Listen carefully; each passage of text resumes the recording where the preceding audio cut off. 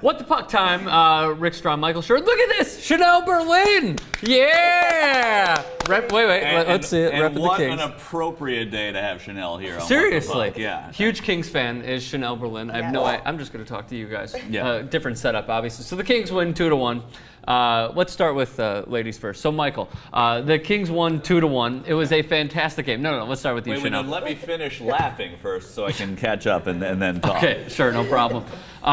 Justin Williams, a fantastic game. He, I believe, has 9 points in 4 Game 7s. The Kings are on a roll. They simply can't lose at home. Barry Melrose also pointed out, your guy Barry Melrose pointed out that the team that scores first, which happens to be the home team, because the home team has won every game, has also gone on to win every game, the team that scores first.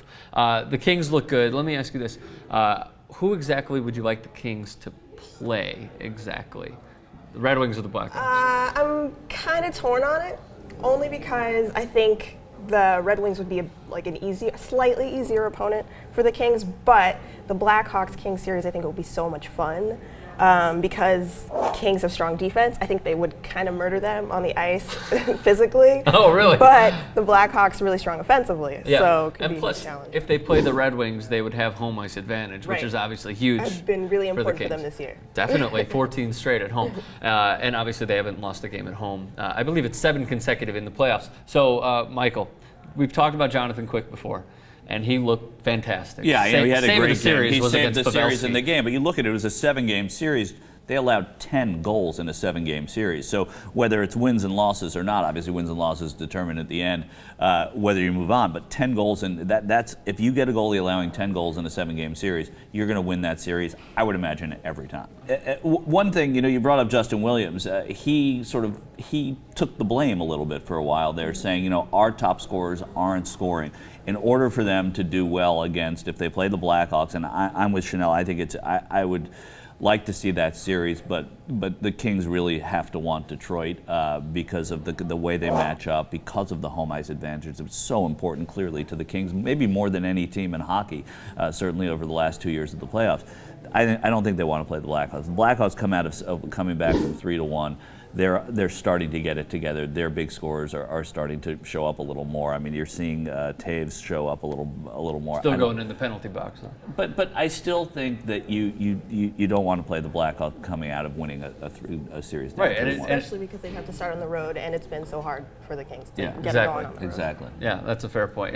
You've been watching this team all year. Is there really like a weakness to the Kings exactly? I think really their weakness is getting in their own way sometimes. I think they start to overthink things, get a little too fancy. They should take more shots. They're always looking for more shots. Quality shots, but they should just take more shots. Even last night they took 16 or 17 shots. I think there were 16 saves made by So they're just trying to find the best shot possible instead of just firing pucks to the net.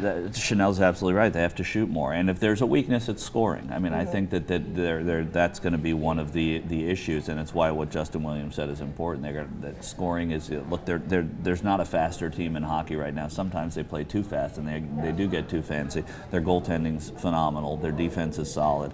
But they need to shoot more. They need to score. Yeah, they've lost all their games 2-1. So you can't just score 1 goal a game. That's not going to get you through to the Stanley Cup Finals. Right, So. and as Daryl Sutter said it in the most Daryl Sutter way, we scored more goals than them. So, that goes into that as well. Can you imagine anything duller? There's 6 Sutter brothers. If like at dinner, it's like a if they all speak like each other, can I have the turkey? Turkey's good.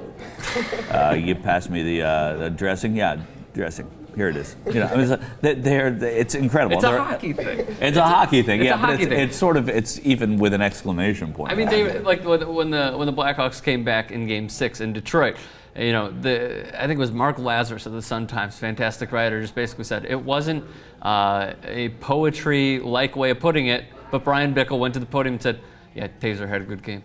And that was it. It's just a hockey thing, seems like. It is a hockey thing, but the Sutters have done it forever. I mean, Dad died. Oh yeah, can I have that? Thanks.